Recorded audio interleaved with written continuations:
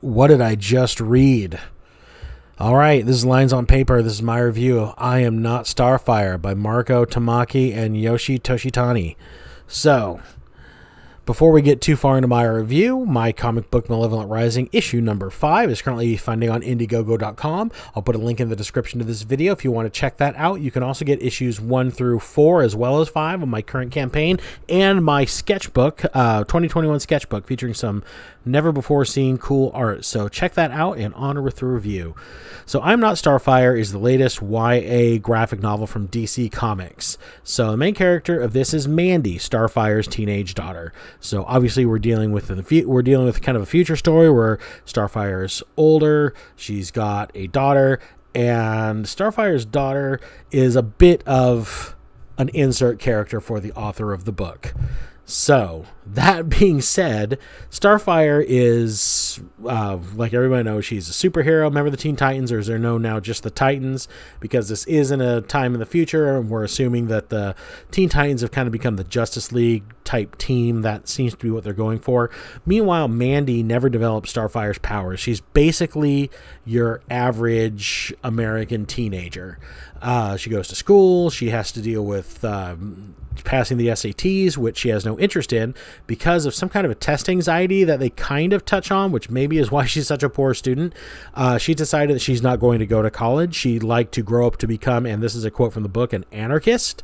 So, she is going to go be an anarchist in the DC universe, which I assume just means you're going to be a henchman for the Joker. Starfire and Mandy are very different, as you can see. So, Starfire, besides having superpowers, is a very curvy, attractive alien, whereas her daughters seem to have got none of those genes. Now, Mandy really, really dislikes pretty much everything about her mother. She doesn't like the way she dresses. She doesn't like the way she talks. She doesn't like that she's a superhero. She doesn't like that she's famous. She doesn't like anything that has to do with Starfire. And she lets this be known fairly often and frequently. She's actually kind of, this is really odd as I was going through the first part of this book, because she's such a poorly written character to the point of they really don't give you anything likable about her. She's just all angry and angst, and it's fine to have that kind of character, but those characters always kind of have to have something that you glom onto. I kind of picture a good example of this character be Jack Nicholson's character from that Helen Hunt movie, which name escapes me at the moment, but or Marin from the show Marin. That's another good example. He's a curmudgeonly character who doesn't really like much of anybody about him, but has endearing qualities about him. He's loyal a bit to a fault. He's a good friend. He's there for people that he does care about when he needs them. He's reliable. He's funny. He's insightful. Same with like Curb Your Enthusiasm. These unlikable characters can be done. They just don't do. You have to put in the work to give the audience something that they can actually connect to with the character. And she is so angsty and so angry that you really don't ever get to connect with her. And one of the odd choices they made creatively, as I noticed at the beginning of the book, and it never really gets solved as the book goes on, is you never really understand who Mandy's father is. Now, she's got kind of these superhero fanboys and girls that follow her around that she really cannot stand. And they all kind of speculate that it's Nightwing or Beast Boy, or as he's known now, I guess just Beast, no longer Beast Boy. But you never really find out who her dad is, and it's an odd choice. Like, I don't understand why Starfire would withhold this information from her, or why her dad isn't a part of her life anymore. And as I was kind of reading the book, I kind of had to put together my own little fan theory as to why that is. And I think maybe Starfire and a supervillain got a little closer than some people wanted to admit. Moving on from my own little ideas, though. So Mandy's only friend of the world is Lincoln. Lincoln is a boy at her school who is about as unlikable and sardonic as she is. And the two of them just kind of wandering around the school and basically kind of look down on people. I know they're supposed to be kind of the nerdy outcast, but they really just come across as jerks. Even there's a scene in the book where she is chosen to be on a softball team, and she goes out there and just kind of daydreams in the field where a pop fly just kind of flies over her head and she doesn't even respond to it. So her team gets upset because it cost them the game, and then she's mad at her teammates for being upset at her. But I mean, that's just the kind of character she is. Beyond Lincoln, there's Claire. That's about the only person the only other person she pays attention to. Now, Claire is the love interest for the book. Obviously, as they saw in the solicit, Starfire's character is gay, and this is the object of her affection. Now, Claire is kind of sold as the popular girl. She hangs out with the popular kids and the mean girls and all these other characters, but really, that's all I can tell you about Claire. They do not develop this character at all. She is a cardboard character. There is nothing to her. And as the two of them get closer, because a good chunk of the story revolves around the two of them being put in a group to do a science project together, they kind of grow closer, or at least Claire grows closer to Mandy. And for the life of me, I can't understand why. There's nothing likable about her. Mandy doesn't do anything that would even come close to being considered like of affection or gestures of niceness. I mean, she comes over to her house, she eats her food, she complains a lot, and for some reason, Claire develops kind of a crush on her. It's really weird.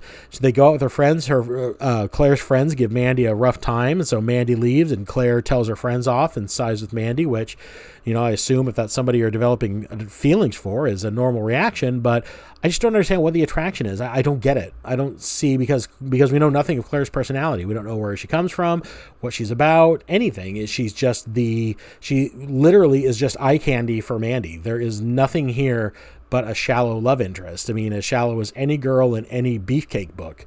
So, but anyway, their relationship kind of crumbles because at one point in the book, she invites Claire over to her house, and Starfire has the rest of the Titans over, and she pulls Starfire aside to yell at her and eat some of her food. And when she comes back, she finds out that Claire had taken a selfie with the rest of the Titans and posted it on Instagram. And Mandy finds out about this the next day, so apparently dumps Claire because she figures Claire was just using her to get close to her superhero mom, which she kind of figures just about everybody's trying to do. So this starts the beginning of a major conflict with her and her mother. So first thing is she blames her mom for ruining this relationship that she pretty much ruined herself. Because let's face it, you're a teenager, you go into a room with, essentially the Justice League of their time, 4 really famous superheroes, and they offer to take a picture, you're going to take a picture and you're going to put it online. That's a pretty normal human reaction. And so Starfire is then called by Mandy's school, her guidance counselor, because her guidance counselor is concerned that Mandy does not want to go to college, and she tells Starfire that Starfire had no idea that Mandy was thinking these things, so she leaves the mission and comes back to deal with her daughter.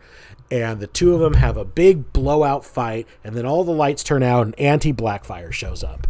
So Anti-Blackfire is pretty upset, or not really upset, but she's on Earth because she found out Mandy's born, and that's another claim to the throne of Tamaran. And she currently in this timeline is the queen. Starfire would be the challenger, but she's already defeated Starfire in combat, so Starfire's claim's illegitimate, but now Starfire has a daughter. So she's come to proactively beat up Mandy so that Mandy can never be the queen of Tamaran. This is as out of left field as I am describing it. One page, she's arguing with her mother. The next page, here's Blackfire. So Blackfire captures the two of them, and for some reason takes Starfire and Mandy and plops them down in the middle of a lacrosse game at Mandy's high school. So everyone in the school gets to see this brawl between Starfire, Mandy, and Blackfire. First, Starfire comes out and tries to defeat Blackfire, but she can't. Blackfire's too powerful. And so she's about to kill Starfire and Mandy, and then lo and behold, Mandy gets powers. So Mandy now has Starfire powers, the two of them fight, and Mandy is able to somehow defeat Blackfire, having gotten her powers literally a minute ago, having never used them, defeating a more skilled combatant that her mother, who's a professional superhero, could not overcome. So that's the story we're going with. So let's just keep on moving so we can get through this plot. So Mandy now has superpowers. She moves into the Teen Titans Tower. Raven kind of becomes her tutor. She's going to learn to use her powers. She's going to be a Teen Titan. She's earned the respect of the school, and her classmates now see her and recognize her for the wonderful person that she is. Everybody congratulates her. She goes to the Teen Titans Tower, reflects on what had just happened, texts Claire, talking to her about her time in the tower, and you would think that would be the end of it, but this story just goes and goes and goes for pages and pages. It keeps going. And yeah, you see what I'm seeing. I had to look at it. You've got to look at it. There it is. Mandy is an unlikable, wretched, terrible character. She is just angry at everybody for reasons that are her own and that are poorly explained. She blames everyone around her for her own shortcomings that are her own fault. She blames people for looking down on her, but she's rude to everybody. She blames people for not wanting to or not being attracted to her, but it shows her at the beginning with all these piercings, dyeing her hair black. I mean, she eats a lot of junk food. Whenever you see her with her mom, she's just eating. And, I'm a heavy guy myself. I'm not trying to rat on anybody, their body image or anything like that. But, you just don't get mad at other people if they think you're not attractive. I mean, you can, but it's a little pointless. And besides, it's not even that she's physically unattractive. Claire, the love interest, is they draw her as kind of more realistic body tone, and she looks, fairly good. She's got, the blonde hair. She's the popular kid, but she's also likable. She's smiling. She's friendly to people. Mandy is just angry in her soul. There's nothing there to like about her. There's nothing for a reader to connect with here. And that brings us to the next problem, which is Starfire. She really just hates Starfire with a red-hot passion. And there's never really given a really great reason why. I mean, like I said before, Starfire, yeah, she's gone because she has to be. And she's a bit out of touch because she's still an alien. But she cares for her daughter. She's always supporting her, and she's always there for her when she wants to talk. She leaves missions when her daughter needs her. Even if the world is in peril, she'll put her daughter first. I just don't understand where this hatred comes from. I would almost think that a better narrative that would make this character seem like a stronger character, Mandy I'm talking about, would be if she understood why Starfire was gone so much and was kind of proud of her to be her mom. But at the same time, it leaves her alone a lot. She has to celebrate birthdays by herself. That's sad. But how does she get through that? How does she overcome that? See, she never overcomes that. She internalizes that, and it makes her angry, and it has power over her, and it defeats her, and it manifests into her relationships at school and outside of school. It makes her seem like a weak and shallow and bitter character, not the kind of character that you want to root for. Then there's a relationship with Claire. They give us nothing on Claire. She is a hollow, blank slate of a character. You don't see her parents. You don't see what drives her. You don't see what she cares about, what she wants to do with her life. She's just there. Mandy notices her. For some reason, she falls in love with Mandy, and that's kind of her story arc. Even when Mandy breaks up with her for doing something that pretty much any normal person would probably do in her place, she still follows Mandy around like a lost puppy until she takes her back. It's really just a conundrum. I don't understand. Her other friend Lincoln, he is about as developed as Mandy. You don't really understand why she hangs around with, or why he hangs around with Mandy either, other than the one line that she says that the two of them basically equally don't like things. So I guess two of the same mindset, two sardonic people that are just both kind of nihilistic are going to gravitate to each other. And then you've got the relationship with Claire that's just really, really forced. I don't understand how it happened, don't understand how it came to be, or how they ended up together. The interaction with Blackfire is probably the only part of this book that I found even remotely interesting, only because the one good takeaway from this, and probably the only interesting thing this book had to say, was when she sees Blackfire, she finally sees the anti-Starfire, what she always wanted to be. She spent the book saying, I want to be the opposite of my mother. And then she finally actually sees the opposite of her mother and what that is. And at that point, she's disgusted by it. And it's the only thing that passes for growth in Mandy's entire character arc, is she kind of sees her idealized self in Blackfire, and she doesn't like it. Blackfire is cruel. Blackfire has no care or concern for other people. She hurts people pretty much at a whim, and she's Blackfire. Blackfire is a casual killer. That's what she is. She comes from a warrior race. She believes in combat. She believes in dominance through strength, and that was not what Mandy wanted. Mandy, I think, had a different idea of what her mother was and what the opposite of her would be. And not to mention that her mother was basically willing to lay down her life so that Mandy wouldn't have to fight this supervillain. Probably opened her eyes a bit to that too, but they don't really get into that. It's mostly just about she kind of sees this reflection of herself or her future self in the presence of Blackfire. So, yeah, I mean, my final thoughts on this book, it's a train wreck. It is actually worse than I thought it would be. Sometimes these DC YA books surprise me and are passable. This is far from one of those occasions.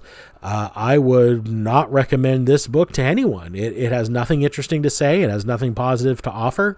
The artwork is, art is subjective. It's interesting. I think it's kind of more storybook art than comic book art, but it works for the storyline. I will say, just touching on the artwork a bit, I'm not going to talk about whether its quality is good or bad, but I am going to say it doesn't fit the story's tone. The story's tone is pretty dark in some ways, pretty nihilistic. There's language in it. There's everything else. And the artwork in the book seems like it should be in a kid's section. And again, art is subjective, and I'm not saying it's bad, but I'm saying it just doesn't seem appropriate for the story. So that being said, I can find no redeeming quality in I Am Not Starfire.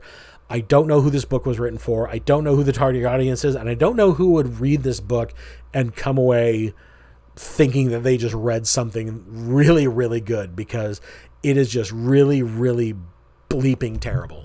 So that's all I have to say about that. Speaking of comics, good comics, I hope. Malevolent Rising issue number 5, again, is available on Indiegogo. I went ahead and posted both covers here, the regular cover and then the variant cover there shows Cassie in front of her computer. So I really hope you guys give that a chance. Again, the link will be in the description of this video, and I will talk to you in the next one. Thanks for spending time with me today, and I will see you soon. Bye.